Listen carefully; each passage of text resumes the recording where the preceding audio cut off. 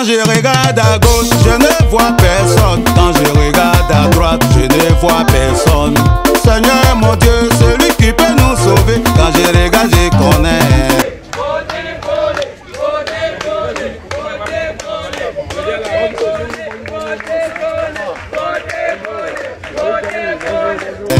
Ah oui, je ne veux plus faire d'erreur, ne plus faire d'erreur, on ne doit plus faire d'erreur. Grand merci à monsieur Nango Hugues.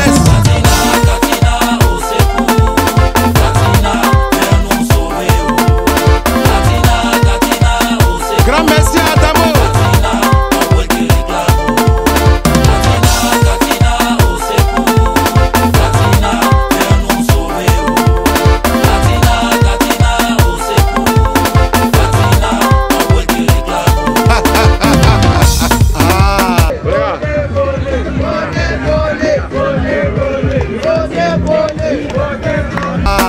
Le chômage a pris le dessus. Les jeunes de Port-Boué ne travaillent pas. Quand il pleut, toutes les cours sont inondées. Nos maisons n'ont pas de papier. Qu'allons-nous faire?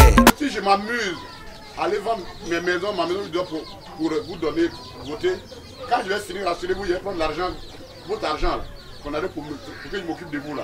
Je vais récupérer ça pour aller construire ma maison encore plus grande et acheter ainsi de suite et puis faire ça. Je ne suis pas sûr que vous serez content si vos enfants disent ah votre enfant est voleur. L'heure est très grave. Koutoukou nous a tiré photo. La drogue est partout dans nos rues. Quand nos mamans veulent accoucher, on les pousse dans des autos. Port-Boué, pauvre Port-Boué, qui peut nous sortir de là? Boliga Ismaël, Kone Hakim, c'est Kone Katina, Justin, on veut à Port-Boué.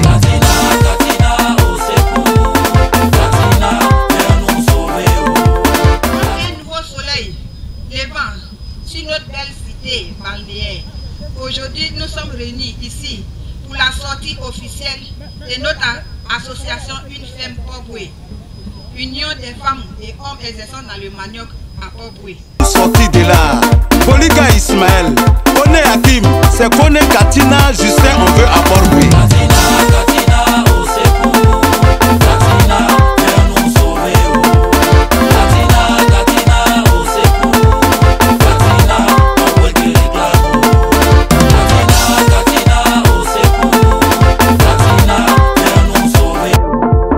Depuis que nous sillonnons la commune de Port-Boué, ce qui me revient, c'est que j'avais déjà demandé à un cabinet d'experts de me faire une étude sociologique, économique, anthropologique sur Port-Boué.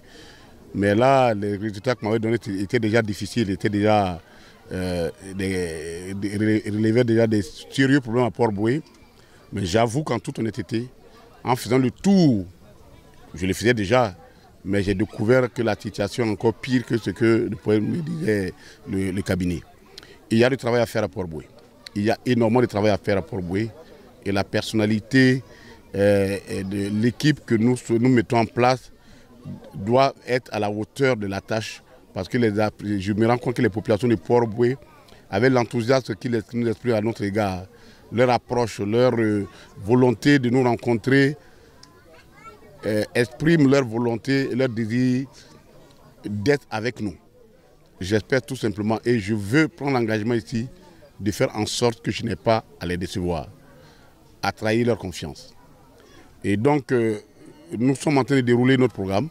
Nous expliquerons aux populations de Port-Boué ce que nous voulons faire pour elles, en termes de projets économiques, en termes de lutte contre la pauvreté, en termes de prise en charge sanitaire au niveau donc, de la santé, en termes d'infrastructure, parce que Port-Boué c'est une catastrophe.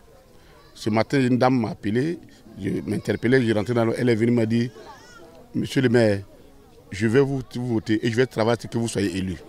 Mais s'il te plaît, quand tu seras élu, fais en sorte que je ne sois plus obligé de porter des bottes pour sortir chez moi à la maison.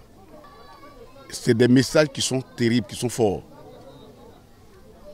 Nous entendons véritablement, on entend leurs cris de cœur, on voit la situation dans laquelle ils vivent, on dénonce ce qui leur a été fait et on leur donne des messages d'espérance et on leur demande de nous faire confiance.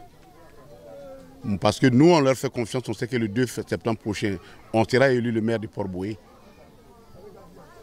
Et on voudrait que, fort de cette confiance-là, pouvoir dérouler le programme que nous avons préparé pour eux, afin qu'ils puissent sortir un tant soit peu de leur situation qui parfois s'assimile à une détresse.